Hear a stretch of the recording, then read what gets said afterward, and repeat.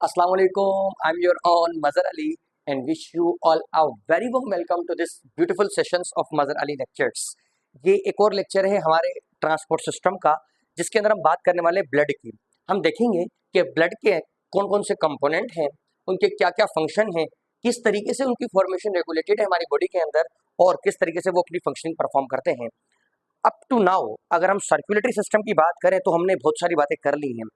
कहानी स्टार्ट हुई थी from the transport system of human, जिसे हम सर्कुलेटरी सिस्टम भी कहते हैं। Human circulatory system, typical circulatory system के 3 मेन कंपोनेंट होते हैं, जिसके अंदर 4 चेम्बर हार्ट है, इसके अलावा ब्लड वेसल्स जिसके अंदर हम आर्टरीज, वेन्स, कैपिलरीज को हमने डिस्कस किया, बाकायदगी से वो वीडियो भी अपलोडेड है और ब्लड को डिस्कस करने जा रहे हैं। ठीक है जी। अच्छा, ब्लड को स्टडी करने से पहले मैं आपको ब्लड के बारे में हल्की फुल्की इन्फॉर्मेशन बताऊंगा। अच्छा, आपको पता है ब्लड की स्टडी को क्या कहते हैं? The study of blood is known as what? The haematology. Haematology, okay जी। Haematology is the study of what? It's the study of blood. ठीक है जी। अच्छा, ब्लड की डेफिनेशन क्या है? Blood is viscous connective tissue. Viscous connective tissue, ये blood की एक बेसिक सी डेफिनेशन है। अगर इसमें आप फर्दर कुछ पॉइंट ऐड करना चाहें तो भी आप कर सकते हैं कि it's a viscous connective tissue which is a mixture of yellow fluid known as plasma and having dissolved having and contain RBCs, WBCs and platelets। तो इस तरीके से भी इसकी डेफिनेशन की जाती है। बहरहाल, viscous connective tissue, connective tissue word का मतलब क्या होता है ये हम समझते हैं। Viscosity refers to the density, क्या किस तरीके से कितना डेंस है वगैरह वगैरह। कनेक्टिव टिश्यू, ब्लड जो है वो कनेक्टिव टिश्यू है। जब वर्ड कनेक्टिव टिश्यू आ जाता है ना तो उसका मतलब ये होता है कि ऐसे काइंड के टिश्यू हमारी बॉडी के अंदर जो कि डिफरेंट पार्ट्स को कनेक्ट करते हो। पहले तो आप मुझे ये बताइए कि टिश्यू क्या होता है। टिश्यू, आपको पता है कि जब डिफरेंट सेल्स आपस में कंबाइन होते हैं, जब डिफरेंट सेल्स जिनका फंक्शन सिमिलर है, ओरिजिन सिमिलर है, काम सेम करते हैं और एक ही जगह से बने हैं, तो वो आपस में कंबाइन हो जाते हैं। वो कंबाइन होकर के एक बड़ा स्ट्रक्चर डेवलप कर देते हैं। That is what is called the tissue that we have. And there is no fun in explaining that कि ह्यूमन बॉडी के अंदर 4 टाइप के टिश्यूज होते हैं। We have nervous tissue, we have connective tissue, we have muscular tissue and we have epithelial tissue as well. मैं जो यहाँ पर हाईलाइट करना चाह रहा हूँ वो कनेक्टिव टिश्यू को हाईलाइट करना चाह रहा हूँ। कनेक्टिव टिश्यू को, connective tissue are those tissue in our body which connect to different parts. ठीक है जी। अच्छा, किस एग्जांपल की मदद से समझते हैं? ये देखें, ये क्या है हमारे सामने? हमारा प्यारा सा डाइजेस्टिव सिस्टम। ठीक है जी। डाइजेस्टिव सिस्टम के कुछ काम हैं, लेकिन एक काम ये है कि जो फूड हम लेते हैं, जो भी फूड हमने लिया वो फाइनली ब्रेक होगा और ब्रेक होने के बाद वो एब्जॉर्ब हो जाएगा हमारे ब्लड के अंदर। ठीक है जी। फूड जो है वो एब्जॉर्ब हो जाएगा हमारे ब्लड के अंदर। ये एब्जॉर्ब हुआ फूड पार्टिकल जो है जाकर इंडिविजुअल सेल यानी हर सेल को सप्लाई कर दिए जाएंगे। ठीक है जी। अच्छा, चाहे फिर वो हमारे ब्रेन के सेल हो, चाहे फिर वो हमारे फेस के सेल हो, चाहे फिर वो हमारे लंग्स के सेल हो, चाहे फिर वो हमारे लीवर के सेल हो, चाहे फिर वो हमारे आर्म्स के सेल हो, चाहे फिर वो हमारे बोन्स के सेल हो। कहने का मकसद ये है कि डाइजेस्टिव ट्रैक्ट में ब्रेक हुआ एब्जॉर्ब हुआ फूड कुछ देर के बाद ब्लड के थ्रू हमारे हर सेल तक पहुंच जाएगा। ये आपको सेल जो कि बेसिक यूनिट ऑफ लाइफ है आपको दिखाया गया है। अच्छा, अब डाइजेस्टिव ट्रैक्ट यानी डाइजेस्टिव सिस्टम बॉडी का एक पार्ट है। बॉडी के डिफरेंट सेल्स, ब्रेन के सेल्स, हमारे जो है कि फेस के सेल, बोन्स के सेल्स, ये अलग पार्ट है। डाइजेस्टिव ट्रैक्ट को और हमारे डिफरेंट सेल्स को कनेक्ट किया इस ब्लड ने। दैट्स व्हाई हम ब्लड को कहते हैं कि it is a connective tissue. That's why हम कहते हैं कि blood is acting as a connective tissue. ठीक है जी। जो डिफरेंट बॉडी पार्ट्स को कनेक्ट कर दे, that is what is called the connective tissue. एक और एग्जांपल लेते हैं। ये हमारी प्यारी सी क्या है? किडनी। किडनी, किडनी जो है, किडनी की बहुत सारे फंक्शन हम डिस्कस करेंगे आगे चल के। Kidney do have the kidneys done excretory function, osmoregulatory function, और इसके अलावा ये एंडोक्राइन फंक्शन भी परफॉर्म करती हैं, मेटाबॉलिक फंक्शन भी परफॉर्म करती हैं, बहुत सारे फंक्शन परफॉर्म करती हैं। हमें वो तो नहीं देखना। एक काम आप ये याद रखो, किडनी का काम ये होता है कि जो वेस्ट बॉडी के अंदर बन रहे हैं, जाहिर सी बात है ये जो हमने फूड कंपोनेंट लिए हैं यहाँ पर, ये फूड कंपोनेंट आगे जा करके हमारी बॉडी, हमारे सेल्स के अंदर वेस्ट की शक्ल ले लेंगे। वेस्ट, और वेस्ट कौन कौन से होते हैं आपको नाम याद रखने की जरूरत नहीं है। अगर आप कहें तो आपको रेफरेंस के लिए वर्बली बोल देता हूँ, जैसे कि ammonium, urea, uric acid, keratin phosphate, hypoxanthine phosphate, याद रखने की जरूरत नहीं है।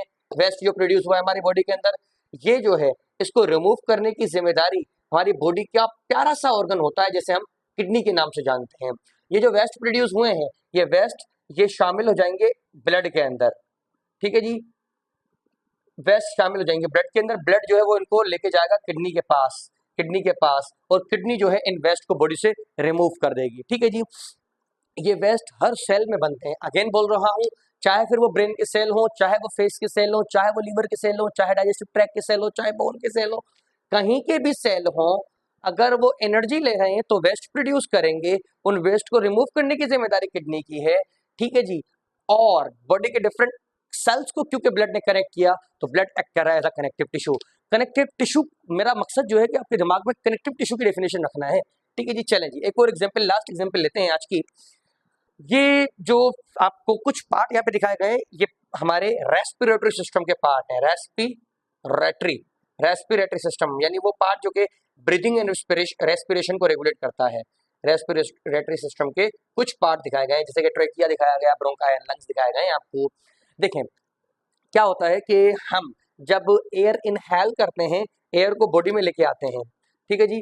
एयर जब लंग्स के थ्रू बॉडी में आती है तो एयर के अंदर मौजूद ऑक्सीजन ब्लड में शामिल हो जाता है और ब्लड के अंदर मौजूद कार्बन डाइऑक्साइड जो एयर है उसके अंदर शामिल हो जाता है। एयर की एंट्री हो जाती है, कार्बन डाइऑक्साइड की एग्जिट हो जाती है। एयर की एंट्री हो जाती है, कार्बन डाइऑक्साइड की एग्जिट हो जाती है और ये एयर से जो ऑक्सीजन ब्लड में आई है, अब ये ब्लड इसको हर सेल तक ऑक्सीजन को पहुंचाएगा और there is no fun in telling that कि ऑक्सीजन हर सेल को चाहिए, ठीक है जी, जी हाँ, हर सेल को चाहिए। तो ऑक्सीजन कुछ देर के बाद हर सेल के पास पहुंच जाएगी। जबकि ऑक्सीजन हर सेल के पास पहुंच गई तो सेल की जो रिक्वायरमेंट है वो पूरी हो जाएगी। ऑक्सीजन इस तरीके से हमारे लंग से ली हुई ऑक्सीजन ब्लड के थ्रू हमारे लंग से होती हुई हर पार्ट तक पहुंच जाएगी। तो ब्लड ने लंग्स से ली ऑक्सीजन हर सेल तक पहुंचा दी, यानी लंग्स को बॉडी के हर पार्ट तक कनेक्ट कर दिया और इस तरीके से जो हमारा प्यारा सा ब्लड है वो एक्ट करेगा as a connective tissue. I think you are getting this, ठीक है जी। कनेक्टिव टिश्यू की एक्चुअल डेफिनेशन क्या है ये आपके दिमाग में रखना चाह रहा था कि जो डिफरेंट बॉडी पार्ट्स को कनेक्ट करे, हमारे डाइजेस्टिव ट्रैक्ट को अगर डिफरेंट पार्ट से कनेक्ट किया जा रहा है तो ब्लड के थ्रू किया जा रहा है, किडनी को अगर डिफरेंट पार्ट से कनेक्ट किया जा रहा है तो ब्लड के थ्रू किया जा रहा है, एंड लंग्स को अगर कनेक्ट किया जा रहा है तो ब्लड के थ्रू किया जा रहा है। जब कोई ऑर्गन या कोई पार्ट बॉडी का डिफरेंट पार्ट्स को कनेक्ट करता है तो उसे हम कनेक्टिव टिश्यू कहते हैं। So blood act as a connective tissue, ये बात तो आपको क्लियर हुई। अब हम एक्चुअल ब्लड को देखने जा रहे हैं। देखें जी, जब ब्लड को पढ़ा जाता है ना, for the sake of study हम ब्लड को दो पार्ट्स में डिवाइड कर देते हैं, ठीक है जी। For the sake of study we can divide the blood into two fraction और टू डिफरेंट पार्ट्स। एक पार्ट हमारे पास प्लाज्मा होता है और दूसरा पार्ट हमारे पास फॉर्म्ड एलिमेंट। ये देखिए, ये प्यारी सी ब्लड वेसल आपके सामने बनाई गई है। ये येलो कलर का आपको जो दिख रहा है, येलो कलर का, that is what is called the plasma in our blood, plasma. Okay, ठीक है जी, प्लाज्मा। ब्लड का 55% प्लाज्मा होता है और रिमेनिंग 45% हमारे ये फॉर्म्ड एलिमेंट होते हैं, ठीक है। फॉर्म्ड एलिमेंट जिन्हें ब्लड सेल्स भी कहा जाता है। मैंने फॉर्म्ड एलिमेंट क्यों लिखा है आगे एक्सप्लेन करता हूँ, ब्लड सेल्स क्यों नहीं लिखा। 55% 45%। अगर हम प्लाज्मा को पहले देखते हैं फिर हम फॉर्म्ड एलिमेंट पे आएंगे। प्लाज्मा का 55% जो है, इसमें से प्लाज्मा 90% तो वाटर है, ओके राजा बेटा, और 10% जो है ये डिजोल्व सब्सटेंस होते हैं, ठीक है जी। अच्छा, मैंने आपको क्या बताया अब तक, मैंने ये बताया कि हमारा ब्लड जो है इसके दो कंपोनेंट हैं, कौन कौन से, एक तो प्लाज्मा और दूसरा ये फॉर्म्ड एलिमेंट। ये प्लाज्मा जो है, प्लाज्मा को अगर हम देखें सिर्फ प्लाज्मा को तो 90% ऑफ द प्लाज्मा वाटर है, 10% of the plasma dissolve substance है। एक बात कंफ्यूज मत होइएगा यहाँ पर कि ये मैंने यहाँ पर 55% लिखा है, लेकिन जब इटसेल्फ प्लाज्मा की बात करेंगे, ठीक है जी, प्लाज्मा ब्लड का 55% है, लेकिन जब इटसेल्फ प्लाज्मा की बात की जाएगी तो प्लाज्मा पूरा 100% होगा और 90% जिसमें से इसका वाटर है, 10% जो है वो डिजोल्व सब्सटेंस है। आगे मूव करते हैं, ठीक है जी। अच्छा, अब तक डिजोल्व सब्सटेंस कौन कौन से हैं वो मैं आपको यहाँ पे जरूर बता देता हूँ, जो आपको याद भी रखने हैं। 90% तो वाटर हो गया, 10% डिजोल्व सब्सटेंस है, और इन डिजोल्व सब्सटेंस में किस किस चीज का शुमार होता है वो हम जरूर देखते हैं। डिजोल्व सब्सटेंस के अंदर किस किस चीज का शुमार होता है। ओके जी, डिजोल्व सब्सटेंस के अंदर फूड आ जाता है पहले तो, फूड की अलग अलग फॉर्म्स होती हैं, ठीक है जी। देन वेस्ट आ जाता है, वेस्ट बॉडी के अंदर different different type of waste. अच्छा जी, इसके अलावा hormones, vitamins, okay, food, waste, hormone, vitamins, ये कुछ चीजें जो हैं वो इन डिजोल्व सब्सटेंस के अंदर मौजूद होती हैं। गैसेस भी लिख लेते हैं हम, गैसेस भी लिख लीजिए, ऑक्सीजन एंड कार्बन डाइऑक्साइड, ये चीजें जो है प्लाज्मा के अंदर डिजोल्व होती हैं। अगेन ब्लड के अंदर दो तरह के कंपोनेंट है, plasma, formed element. Now what is plasma? Plasma it is a watery yellowish fluid which is present up to the 55% in our blood.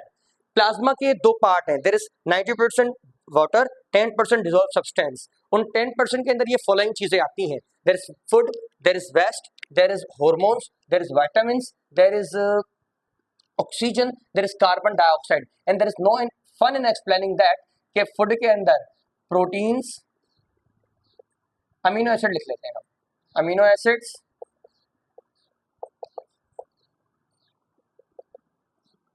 Glucose, nucleic acid and are beloved fatty acid, ठीक है जी। Food के अंदर ये चार तरह के component होते हैं, डन।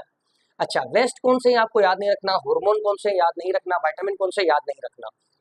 प्लाज्मा का काम क्या है? प्लाज्मा का एक काम तो यही है कि यहाँ ये देखें, हमारे डाइजेस्टिव सिस्टम में से जो फूड है, फूड जो डाइजेस्ट हुआ है उनको सेल्स तक पहुंचाना, वेस्ट वगैरह को सेल से लेकर किडनी तक पहुंचाना, ठीक है जी। और रेस्पिरेटरी सिस्टम के अंदर जो ऑक्सीजन एब्जॉर्ब हुआ है, अब यहाँ पे आपको एक टेक्निकल टर्म है जो कि आपको दिमाग में रखना है, जो ऑक्सीजन एब्जॉर्ब हो रहा है ना, ऑक्सीजन का अगर 100% एब्जॉर्ब हुई है तो 3% is transported by plasma, only on 3%। Rest 97% जो है, 97% वो कैसे ट्रांसपोर्ट होगा वो आरबीसी के सेक्शन में आपको क्लियर करूंगा। इसके अलावा कार्बन डाइऑक्साइड यहाँ पर एब्जॉर्ब हुआ है, उस कार्बन डाइऑक्साइड का सिर्फ 7% प्लाज्मा के अंदर डिसॉल्व होकर के ट्रांसपोर्ट हो जाएगा, यानी जो कार्बन डाइऑक्साइड सेल्स ने बनाया उसका सिर्फ 7% यहाँ से ट्रांसपोर्ट होगा। क्या याद रखना है आपको? याद ये रखना है कि जी प्लाज्मा का काम ये है कि फूड जो एब्जॉर्ब हुआ है उनको सेल्स तक पहुंचाना, जो वेस्ट बॉडी में प्रोड्यूस हुए हैं उनको किडनी तक पहुंचाना। इसके अलावा हार्मोन्स जो प्रोड्यूस हो रहे हैं, अब आप आपके लेवल पे हार्मोन आपको याद रखना की फिलहाल जरूरत नहीं है, बस आप इतना याद रखिए, ट्रस्ट करिए कि ये मेटाबॉलिक रेगुलेटर होते हैं जो बॉडी के मेटाबॉलिज्म को रेगुलेट करते हैं, और हार्मोन हमारी बॉडी में अलग अलग पॉइंट्स पे बन रहे होते हैं, उनको ट्रांसपोर्ट करना, टारगेट सेल तक पहुंचाना भी इसी ही प्लाज्मा का काम होता है। I think you heard the word insulin, okay जी। Insulin is the hormone which regulate the level of glucose in our body, ठीक है जी। तो उसको ट्रांसपोर्ट करना, कहाँ उसको पहुंचाना है, ये हमारे बिलव्ड प्लाज्मा की जिम्मेदारी है। विटामिन्स को भी ये ट्रांसपोर्ट करेगा, कौन? हमारा बिलव्ड प्लाज्मा। वेल, जो ऑक्सीजन एब्जॉर्ब हुआ है, 100% अगर ऑक्सीजन एब्जॉर्ब हुआ है तो 3% सिर्फ प्लाज्मा ट्रांसपोर्ट करेगा, रेस्ट 97% ट्रांसपोर्ट करना हमारे आरबीसीज की जिम्मेदारी है। और जो कार्बन डाइऑक्साइड है उसका ओनली ऑन 7% डिसॉल्व होगा इस प्लाज्मा के अंदर, तो प्लाज्मा को जो है वो ट्रांसपोर्ट करेगा। ओके, आगे बढ़ते हैं। तो ये प्लाज्मा का काम था। तो ब्लड के दो कंपोनेंट थे, there is plasma, there is formed element. Plasma 90% इसके अंदर वाटर था, 10% इसके अंदर डिसॉल्व सब्सटेंस थे। उन डिसॉल्व सब्सटेंस में ये फॉलोइंग चीजें हैं, और प्लाज्मा का काम है कि इनको ट्रांसपोर्ट करना। ब्लड का मेन काम ट्रांसपोर्टेशन है, इसके अलावा भी हम आगे डिस्कस करेंगे। तो प्लाज्मा का जो काम है मैं यहाँ पे लिख देता हूँ, ठीक है जी। Transportation, transportation of what? Transportation of following mention things. Transportation, जी हाँ, transportation. And there is no fun in telling that कि ट्रांसपोर्टेशन का मतलब ये होता है कि चीजों का एक पॉइंट से होकर के किसी अनदर पॉइंट तक मूव करना, ठीक है जी। That is what is called the transportation that we have, जो कि हमारे लेक्चर की थीम है। वेल, ये तो हो गया प्लाज्मा। अब हम फॉर्म्ड एलिमेंट पे आते हैं। देखें, फॉर्म्ड एलिमेंट तीन है।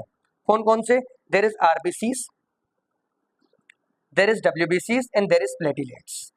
आरबीसीज की फुल फॉर्म में आपको बता देता हूं, इन्हें रेड ब्लड कार्पसल्स कहा जाता है। Corpuscles, mark my word, corpuscles. Why? Explain करता हूं। डब्ल्यूबीसीज को व्हाइट ब्लड कार्पसल्स कहा जाता है, कार्पसल्स। कार्पसल्स क्यों कह रहे हैं, सेल क्यों नहीं कह रहे राजा बेटा, अभी क्लियर होगा। प्लेटिलेट्स ये तो सेल फ्रेगमेंट्स होते हैं, ये यानी सेल के टुकड़े हैं, सेल्स फ्रेगमेंट, एक्चुअल सेल भी नहीं है, ये तो सेल के फ्रेगमेंट हैं, इनकी बात हम करेंगे। पहले मैं I want to put the point in your mind that why we known these cell as corpuscles. हाँ, कार्पसल क्यों कहते हैं वो देखते हैं पहले रीजन। अच्छा जी, देखें एक बात सुने, हमारी बॉडी के जितने भी ऑर्गन्स हैं, चाहे हमारे ब्रेन जो है, ब्रेन के जो सेल्स हैं वो ब्रेन में ही रहते हैं, न्यूरॉन्स जो हैं, ऐसा तो नहीं होता ना कि न्यूरॉन ब्रेन से उठ करके हमारे डाइजेस्टिव ट्रैक में आ जाए, नहीं होता। हमारे जो डाइजेस्टिव ट्रैक के सेल्स हैं वो भी अपनी जगह पे रहते हैं, ऐसा तो नहीं होता कि वो यहाँ से उठ करके हमारे किडनीज में चले जाए। किडनीज के जो सेल हैं वो भी अपनी जगहों पे रहते हैं, यानी यहाँ से किडनी के सेल यहाँ से उठ करके हमारे ब्रेन में तो नहीं चले जाते। बोन के जो सेल्स हैं वो बोन के अंदर ही रहते हैं, बोन से उठ करके वो कहीं हमारे डाइजेस्टिव ट्रैक या ब्रेन में तो नहीं चले जाते। तो मैं आपको क्या बताने चाह रहा हूँ, ये मैं क्लियर करना चाह रहा हूँ कि हमारी बॉडी के जितने भी ऑर्गन हैं उनके सेल्स उन्हीं के अंदर रहते हैं। वाहिद हमारे ब्लड सेल्स ऐसे हैं जो कि एक जगह पर टिक के नहीं रहते, वो एक जगह से दूसरी जगह मूव कर रहे होते हैं। ब्लड सेल्स की ये जो खासियत है जिसमें वो एक पॉइंट से दूसरे पॉइंट तक मूव करते हैं, जिसमें वो एक पॉइंट से दूसरे पॉइंट तक मूव करते हैं, इन्हें कार्पसल्स कहा जाता है। ठीक है जी, तो इन्हें कार्पसल क्यों कहते हैं, because movement from one point two another. ये एक रीजन है, एक और रीजन भी बताता हूं, one point two another, done. ये तो एक रीजन हो गया जी, ठीक है जी। अच्छा, दूसरा रीजन क्या है वो हम देखते हैं। अच्छा, अभी हम डिस्कस करने वाले हैं आरबीसी, ठीक है जी। अगर मैं टिपिकल आरबीसी की यहाँ पर शेप बनाऊं, एक आरबीसी की शेप बनाऊं, तो आरबीसी की शेप डोनट जैसी होती है, आपका फेवरेट डोनट जो है ना, उस जैसी आरबीसी की शेप होती है। आरबीसी की मेम्ब्रेन को डोनल्स मेम्ब्रेन कहते हैं, there is no fun in explaining that, चलें जी। अच्छा जी, आरबीसी जो है ना, आरबीसी के सेंटर में, आरबीसी क्योंकि एक सेल है तो इसके सेंटर में ये न्यूक्लियस नहीं है, ये एक स्ट्रक्चर होता है, एक स्पेसिफिक काइंड की प्रोटीन होती है, ठीक है जी। ये एक पिगमेंटेड प्रोटीन है जिसे हम हीमोग्लोबिन कहते हैं, प्रोटीन हीमोग्लोबिन, हीमो हीमोग्लोबिन। मैं आपको ये बताना चाह रहा हूं कि वाई हम इन सेल्स को कार्पसल्स कहते हैं, इन्हें सेल क्यों नहीं कहा जाता, वो कॉन्सेप्ट आपका क्लियर करना चाह रहा हूं। तो आरबीसीज जो है इनकी शेप होती है कार्पसल जैसी, इनके अंदर एक प्रोटीन डिसॉल्व होती है, that is what is called the haemoglobin. Haemoglobin का काम ये होता है, haemoglobin loves to bind with the oxygen. Haemoglobin को ऑक्सीजन के साथ बाइंड करना काफी अच्छा लगता है, और ये दोनों कंबाइन होकर के एक प्यारा सा कंपाउंड बनाते हैं, एक प्यारा सा कंपाउंड बनाते हैं जिसे हम ऑक्सी हीमोग्लोबिन कहते हैं, जो आपकी टिप पे होना लाजमी है बिकॉज इसका जिक्र बुक के अंदर मौजूद है। हीमोग्लोबिन, ऑक्सी हीमोग्लोबिन का काम ये होता है कि जो ऑक्सीजन एब्जॉर्ब हुआ है, जो ऑक्सीजन एब्जॉर्ब हुआ है लंग्स के लेवल पे, उनको हर सेल्स तक पहुंचाने की जिम्मेदारी इस हीमोग्लोबिन की है in the form of oxy haemoglobin. अच्छा, अब जितना हीमोग्लोबिन ज्यादा होगा राजा बेटा, उतना ऑक्सीजन ज्यादा आएगा, और उतना ही ज्यादा ऑक्सी हीमोग्लोबिन, और उतना ही ज्यादा हमारे सेल्स को ऑक्सीजन की सप्लाई होगी। ऑक्सीजन की सप्लाई जो है ना, ऑक्सीजन की सप्लाई वो भी मोर होगी। जब ऑक्सीजन की सप्लाई ज्यादा होगी तो ब्लड सेल, हमारी बॉडी के सेल खुश होंगे, अच्छे से एक्टिवली काम करेंगे, ऑक्सीजन सप्लाई मोर, ठीक है जी, और बॉडी के फंक्शन जो है वो स्मूथली हो रहे होंगे। अच्छा, ब्लड सेल्स क्या करते हैं, आरबीसी स्पेसिफिकली वो क्या करते हैं कि अपने अंदर हीमोग्लोबिन ज्यादा बढ़ा लेते हैं, और इस हीमोग्लोबिन को बढ़ाने के लिए वो क्या करते हैं, इनके अंदर जो टिपिकल सेल ऑर्गेनेल है, टिपिकल सेल ऑर्गेनेल, जी हाँ, सेल के वो छोटे छोटे टुकड़े जिनकी वजह से सेल का फंक्शन होता है, सेल ऑर्गेनेल कहलाते हैं। I love to mention the name of mitochondria, जो जूनियर क्लासेस में भी हम सुनते हैं, ये एक सेल ऑर्गेनेल है, ठीक है जी। गोल्जी बॉडी एक सेल ऑर्गेनेल है, टिपिकल सेल ऑर्गेनेल जो फेमस है। इसके अलावा न्यूक्लियस का नाम भी लिख लेते हैं जी, ठीक है जी, mitochondria, Golgi body, nucleus, ribosome भी लिख लेते हैं। अच्छा, इसके अलावा और भी बहुत सारे सेल ऑर्गेनेल होते हैं, मैं आपको कुछ के मैंने नाम बताए हैं, आरबीसीज क्या करते हैं कि इन सेल ऑर्गेनेल को लॉस कर देते हैं। वाई? सो दैट स्पेस बच जाए। स्पेस बच जाएगा, उस स्पेस में ये एकोमोडेट करेंगे किसे? हमारे बिलव्ड हेमोग्लोबिन को। And there is no fun in telling that कि जितना ज्यादा हेमोग्लोबिन होगा उतना ज्यादा ऑक्सीजन होगा, उतना ज्यादा हेमोग्लोबिन, ऑक्सीजन की सप्लाई ज्यादा हो जाएगी, बॉडी के सेल अच्छे से काम करेंगे और स्मूथली फंक्शनिंग होती रहेगी। ठीक है राजा बेटा। तो क्योंकि आरबीसीज में टिपिकल सेल ऑर्गेनेल नहीं है, टिपिकल सेल ऑर्गेनेल नहीं होने की वजह से भी इन्हें कार्पसल कहा जाता है। ये दूसरा रीजन है कि इन्हें हम सेल ना करके कार्पसल्स क्यों कहते हैं। एक बार रिपीट जरूर करूंगा, it worth to be repeating. Okay, loss of cell organelle, loss of cell organelles. Okay राजा बेटा, अब हम समझते हैं। देखें, मैंने बताया कि हमारे जो ब्लड के फॉर्म्ड एलिमेंट है इसके अंदर आरबीसीज, डब्ल्यूबीसीज, प्लेटलेट्स आते हैं। आरबीसी को रेड ब्लड कार्पसल, डब्ल्यूबीसी को व्हाइट ब्लड कार्पसल क्यों कहा जाता है? रीजन ये है कि एक तो इनकी मूवमेंट होती है एक पॉइंट से दूसरे पॉइंट तक, और दूसरा आरबीसीज जो हैं वो ज्यादा हीमोग्लोबिन रखने के लिए, सो दैट ज्यादा ऑक्सीजन आए, ज्यादा ऑक्सी हेमोग्लोबिन बने, ऑक्सीजन की सप्लाई ज्यादा हो। ये टिपिकल सेल ऑर्गेनेल, सिर्फ ये मैंने लिखे हैं, ये सारे लॉस कर देते हैं, सारे लॉस कर देते हैं for the purpose of space. ज्यादा स्पेस होगा, ज्यादा हीमोग्लोबिन आएगा, और इस तरीके से जो है ज्यादा ऑक्सीजन सप्लाई होगी। I think you are getting this. तो ये थोड़ा सा इनफॉर्म्ड एलिमेंट का इंट्रोडक्शन था। अब हम सबसे पहले आरबीसी को देखते हैं। आरबीसी के बारे में मैंने थोड़ी सी बात तो आपको जैसे क्लियर की कि इसकी शेप जो है वो डोनट जैसी होती है। पहला पॉइंट यहाँ पे लिखते हैं, शेप जो है वो डोनट जैसी है। चलेंगे, डोनट या डिस्क कह सकते हैं, उस जैसी तो इसकी शेप है। अच्छा, आरबीसी जो है इसके अंदर टिपिकल सेल ऑर्गेनेल नहीं होते, ये जो है इसके अंदर हीमोग्लोबिन है जो कि रेस्पिरेटरी प्रोटीन है। अच्छा, आरबीसी की फॉर्मेशन कहाँ होती है, देखें वो हम देखते हैं। अच्छा, आपको ये तो मालूम होगा कि हमारी बॉडी के अंदर जो बोन्स है, बोन्स के अंदर मौजूद होता है एक रेड कलर का टिश्यू। ठीक है जी, एक रेड कलर का टिश्यू। उस रेड कलर के टिश्यू को हम बोन मेरो कहते हैं। हमारे बोन्स के अंदर एक रेड कलर का टिश्यू होता है। This tissue is nothing but what? This tissue is nothing but bone marrow. इसे हम बोन मेरो कहते हैं, बोन मेरो। इस बोन मेरो का काम ये है कि ये ब्लड सेल्स की फॉर्मेशन करता है, ब्लड सेल्स की formation, formation of what? Formation of blood cells. अच्छा, आरबीसीज की भी फॉर्मेशन हमारे बोन मेरो के अंदर ही होती है। तो आरबीसीज बनते कहाँ है? बोन मेरो के अंदर। ठीक है जी, बोन मेरो के अंदर। फिर इसके बाद यहाँ से ट्रांसपोर्ट हो जाते हैं हमारे ब्लड के अंदर, ट्रांसपोर्ट हो जाते हैं हमारे ब्लड के अंदर। अच्छा, इनकी फॉर्मेशन होती है बोन मेरो के अंदर। अच्छा, अब बोन मेरो का जिक्र आया, थोड़ा सा मैं आपको एक्सप्लेन करना चाहूंगा। हमारी बॉडी के अंदर दो तरह के बोन मेरो होते हैं। There is red bone marrow, there is yellow bone marrow. Red bone marrow design किया गया है for the purpose of blood cell production. Yellow bone marrow किसी ब्लड सेल की प्रोडक्शन नहीं करेगा, सिर्फ फैट को स्टोर करके रखेगा। जब हमारी पैदाइश होती है, दोनों कानों से बात सुनिए, उस टाइम पे जितनी भी हमारी बोन्स हैं बॉडी की, उन सब में रेड बोन मेरो होता है। जैसे हमारी एज एडवांस होती रहती है, दिस ये रेड बोन मेरो replaced by the yellow bone मेरो by the deposition of fat. अच्छा, इस तरीके से मेच्योरिटी के टाइम पर मोस्ट ऑफ द बोन के अंदर, बोन्स के अंदर येलो बोन मेरो होता है, रेड बोन मेरो बहुत ही कम होता है। रेड बोन मेरो कहाँ होता है? एडल्टहुड के टाइम पर रेड बोन मेरो सिर्फ और सिर्फ हमारी जो लॉन्ग बोन्स हैं, लॉन्ग बोन्स उनकी एंड्स में मौजूद होता है, जैसे कि हमारी फीमर, जैसे कि टिबिया फिब्यूला, हमारी यूमरस, रेडियस अल्ना, इनकी एंड में। Number 1।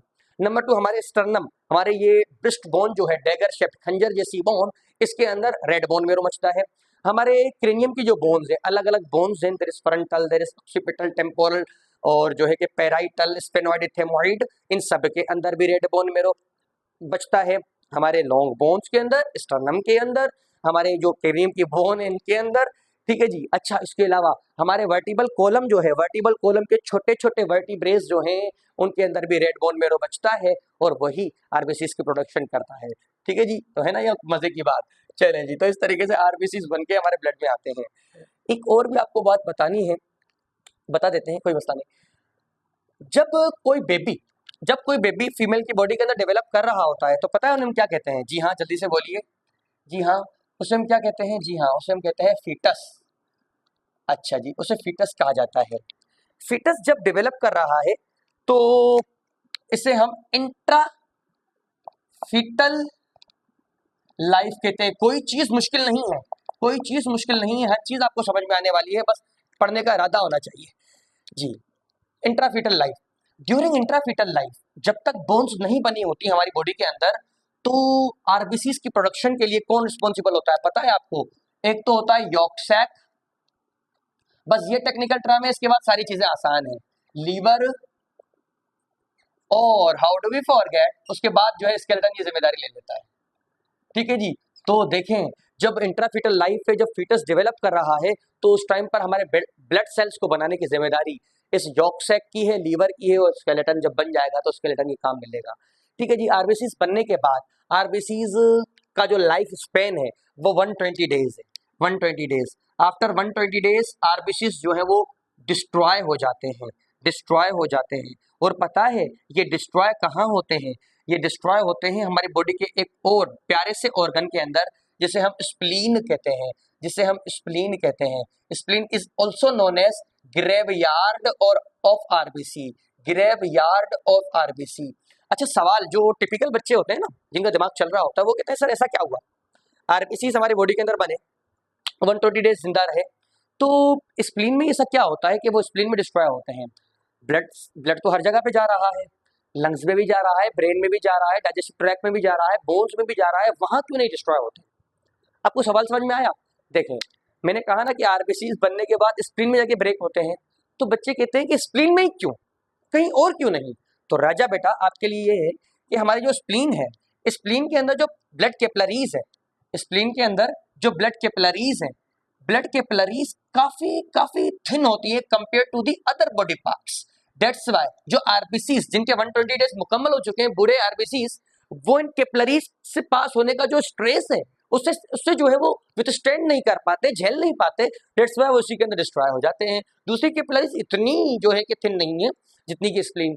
Majority of the RBCs spleen में ब्रेक होते हैं। देखिए राजा बेटा, कुछ आरबीसीज लीवर में भी ब्रेक होते हैं। There is no hard and fast rule over there.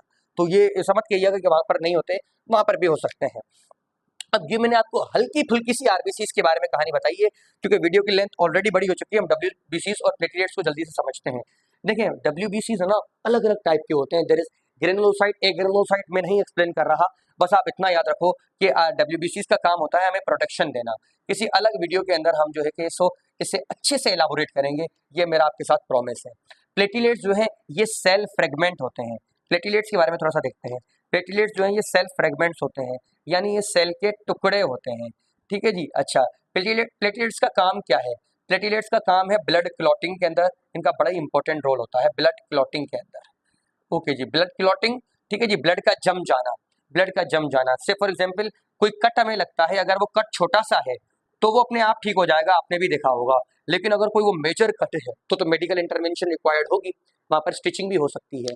अगर वो छोटा सा कट है तो आपने देखा होगा कुछ देर के बाद वहां एक स्ट्रक्चर डेवलप कर जाता है, this structure is nothing but clot, इसे हम क्लॉट कहते हैं। ऐसा क्या होता है? देखें, जब कोई ब्लड वेसल ब्रेक होती है तो वहां से आरबीसीज बाहर आना लगते हैं, डब्ल्यूबीसीज लीक होने लगते हैं, और बारी आती है हमारे प्यारे से प्लेटलेट्स की। ठीक है जी, प्लेटलेट्स की, जो कि एक्चुअल में सेल नहीं, सेल के टुकड़े होते हैं। इनकी इस तरीके से आर्म होती है। जब एक प्लेटलेट इस तरीके से बाहर निकलता है ना, तो वो एक हाथ उसका बाहर, एक हाथ वो अंदर अटका लेता है कहीं।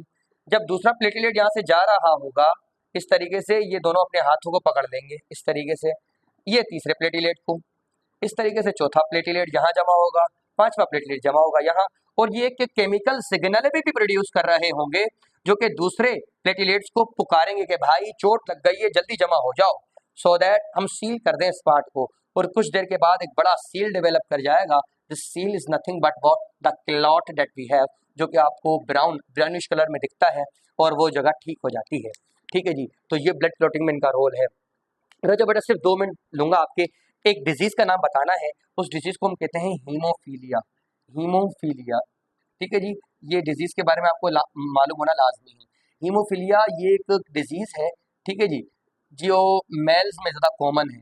ठीक है जी, मेल्स में कॉमन होती है। इस डिजीज में क्या होता है कि नॉर्मली ब्लड की जो ये एबिलिटी है क्लॉट करने की, यही लॉस हो जाती है, ब्लड क्लॉट नहीं करता। अब देखें, जब ब्लड क्लॉट नहीं करेगा तो क्या ब्लड का फ्लो रुकेगा? नहीं रुकेगा। जब ब्लड का फ्लो नहीं रुकेगा तो जितना भी ब्लड जितना भी ब्लड है वो बॉडी का लॉस हो जाएगा। ऐसे मेल बेचारे सर्वाइव नहीं करते, 1-1.5 साल की उम्र तक जिंदा रहते हैं, उसके बाद उनकी डेथ हो जाती है। बचपन में कोई नाखून काटते हुए कट लग गया या चोट लग गई, सारा बॉडी का ब्लड लॉस हो जाएगा, हम उस ब्लड को रोक नहीं पाएंगे।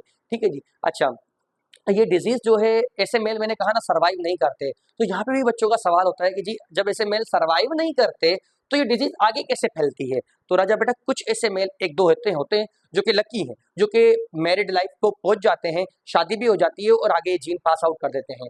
इस डिजीज को फैलाने की जिम्मेदारी फीमेल्स की होती है। हाँ, यहाँ भी मेल्स का जीना हराम करने की जिम्मेदारी फीमेल्स की है, डिजीज को फैलाने की जिम्मेदारी फीमेल्स की है। फीमेल्स कैरियर होती हैं, डिजीज को जो है आगे फैला देती है। ठीक है, तो थोड़ा सा मैंने आपको डब्ल्यूबीसीज और प्लेटलेट्स के बारे में बताया है। किसी दूसरी वीडियो में मैं आपको डिटेल से बताऊंगा कि कौन कौन से डब्ल्यूबीसीज होते हैं, neutrophil, eosinophil, basophil, monocyte, lymphocyte, किस तरीके से ये अपना काम परफॉर्म करते हैं, इनमें से माइक्रोपोलिसमैन ऑफ द बॉडी कौन सा है, मोस्ट अबेंडेंट कौन सा है, कौन सा एंटीजन प्रेजेंटिंग सेल है, टी सेल्स क्या होते हैं, बी सेल्स क्या होते हैं, आने वाले लेक्चर में हम इनकी जो है वो डिटेल से बात करने वाले हैं। ठीक है राजा बेटा, तो आज के लिए हमारे पास इतना ही था, एक रिवीजन जरूर आपको दूंगा।